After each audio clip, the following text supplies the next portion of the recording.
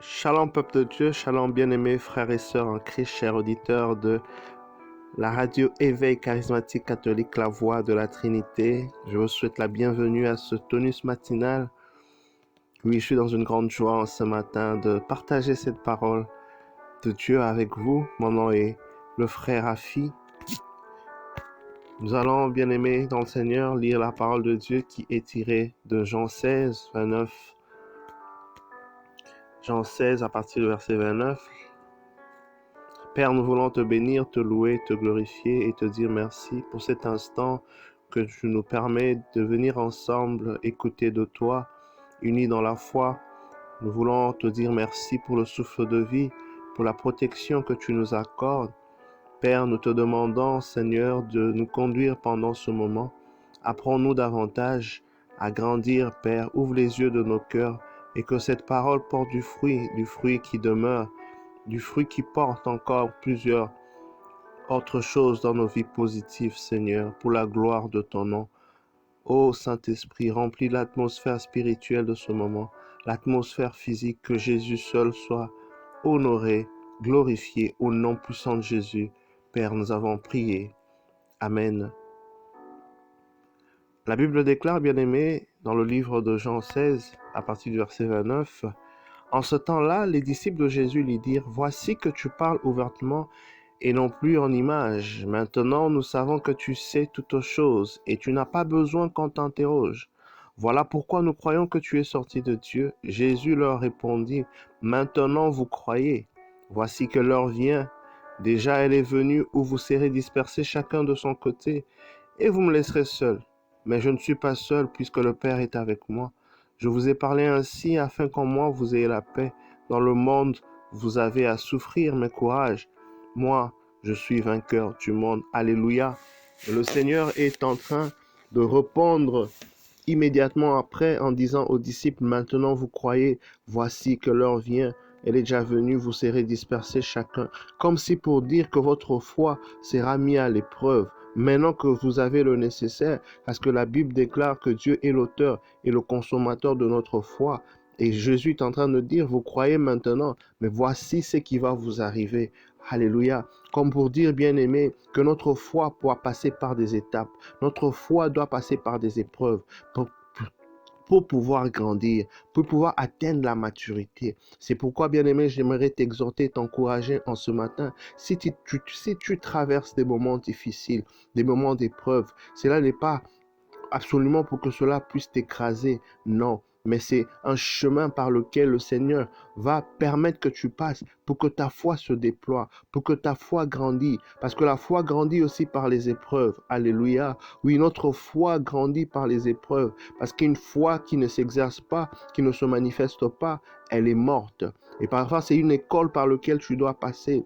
Donc, il y a des moments, parfois, des vents se lèvent. Il y a des moments, parfois, n'est-ce pas, les choses se lèvent autour de nous. On a comme l'impression que le monde est en train de tomber autour de nous. Mais bien aimé, le Seigneur est en train de nous rappeler en ce matin, quel que soit ce que tu traverses, il a dit, il ne t'abandonnera jamais, il ne te délaissera jamais. C'est une preuve de foi. Ta foi doit grandir, ta foi doit aller. Et pendant que tu traverses ces moments, bien-aimés, sache que ton secours, ton recours est le Seigneur. Tu dois encore davantage travailler ta foi. Tu dois encore davantage remplir ta foi. Comment est-ce que tu travailles la foi? La Bible dit, bien-aimé, que la foi vient de ce qu'on entend. Et ce qu'on entend, c'est la parole de Dieu. Donc tu dois te armer avec, n'est-ce pas, une méditation régulière de la parole de Dieu. Te armer avec, n'est-ce pas, le fait d'entendre des enseignements bénissants, des enseignements qui nourrissent ton esprit, qui bénissent ton âme. Oui, bien-aimé, tu dois te forger, creuser dans la parole de Dieu. Ainsi, ta foi va grandir et tu pourras continuer à faire face, n'est-ce pas, à n'importe quel fléau, à n'importe quelle situation, à n'importe quel problème qui, n'est-ce pas, se présente devant toi. Tu seras aguerri, tu seras équipé, tu seras prêt et prête, bien-aimé, à faire face aux défis lorsque ta foi, n'est-ce pas, est remplie, lorsque ta foi, n'est-ce pas, est intacte. Ça me rappelle encore l'histoire de cette dame dans le livre de 2 Rois 4, dont l'enfant était mort. Elle a pris l'enfant et l'a mis derrière son dos pour aller voir le prophète. Lorsqu'on lui pose la question, comment va l'enfant? Elle dit, l'enfant va bien. pour qu'elle soit en mesure de le dire, elle était remplie de la foi. Lorsque tu es rempli de la foi, ton langage est différent. Ton langage, n'est-ce pas, ne parle plus le langage des événements, le langage de ce que tu vois, mais tu deviens un prophète et tu deviens une prophétesse. Tu commences à parler pour appeler en existence les choses qui n'existent pas comme si elles existaient. Tu parles le langage qui prouve que tu as la sérénité, que tu es calme. Alléluia. Parce que tu auras été formé, bien-aimé, dans l'école de la foi. Ne te décourage pas. J'aimerais parler à une personne en ce matin qui traverse des moments difficiles. Une personne, n'est-ce pas, qui passe au travers, n'est-ce pas, des épreuves. Ne te décourage pas. C'est une épreuve, certes, mais tu en sortiras vainqueur. Pourquoi? Parce que ta foi sera, n'est-ce pas, solidifiée. Ta foi, n'est-ce pas, sera nourrie. Oui, ne te décourage pas. Tiens bon. Le Seigneur dit: vous me laisserez seul, mais je ne suis pas seul, puisque le Père est avec moi. Donc j'aimerais te dire, bien-aimé, que tu n'es pas seul. Dieu est avec toi. Si tu passes par l'ombre de la vallée de la mort, son bâton, sa houlette va te rassurer. Oui, le Paraclétos, le Paraclet, il est près de toi. Le Seigneur marche avec toi. Il ne t'abandonnera point. Il ne te délaissera point. Des fois, tu as l'impression qu'il n'est pas là, mais il est là, bien-aimé. Il est là. Il est là. Celui qui a promis est fidèle. Celui qui a promis est fidèle. Tiens bon. Continue à faire confiance. Continue à nourrir ta foi. Continue à faire le bien, à t'attendre à lui. Il est fidèle, il agira. Il est là, bien-aimé. Oui. Le fait que le Seigneur ne parle pas ne veut pas dire qu'il est loin ou qu'il est insensible. Il a le contrôle de ta situation. Il est le mieux placé, n'est-ce pas, pour apporter la solution à ta situation. Alors ne quitte pas le bateau. Alors ne quitte pas le camp. Reste attaché à lui.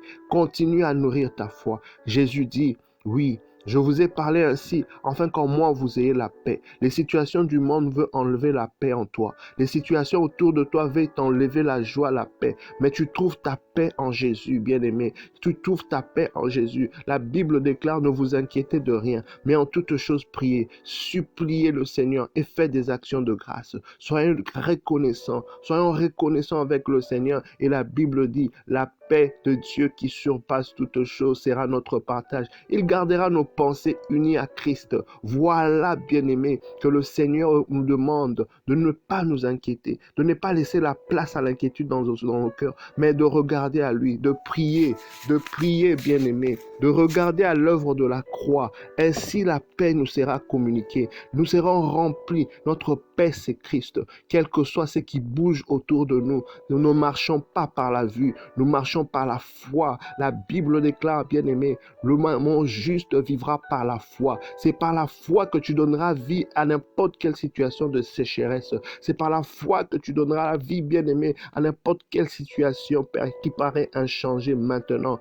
C'est ta foi qui fera vivre. La Bible déclare, Jésus dit, dans le monde vous avez à souffrir, mais courage. Même si tu souffres d'une maladie maintenant, même si tu souffres d'une injustice maintenant, même si tu souffres d'une persécution, le Seigneur t'invite, le Seigneur t'exhorte, le Seigneur t'encourage à travers cette parole, bien-aimée dans le Seigneur, d'avoir le courage, de ne pas baisser les bras, de continuer à prier, continue avec tes programmes de prière, ne laisse pas, n'abandonne pas le poste, bien-aimé, parce que le Seigneur est fidèle. Tu es sur le plan d'entrer, n'est-ce pas, dans la prochaine saison, tu es en train de vouloir expérimenter la main puissante du Seigneur. N'abandonne pas. Tu es peut-être à la porte de ta bénédiction. Continue à exercer ta foi. Continue à nourrir ta foi. Continue à prier. Parce que le Seigneur dit qu'il est le vainqueur du monde. Il a vaincu n'importe quelle maladie. Il a vaincu n'importe quel démon. Il a vaincu n'importe quelle situation. Il a dit sur la croix,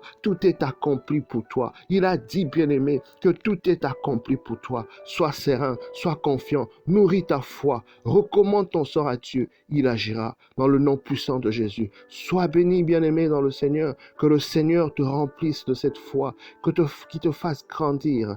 Oui, bien-aimé, afin qu'il soit glorifié en toutes choses dans ta vie. Dans le nom de Jésus, j'ai ainsi prié. Amen. Sois béni, bien-aimé. Bonne journée et je me recommande à vos prières. Bye.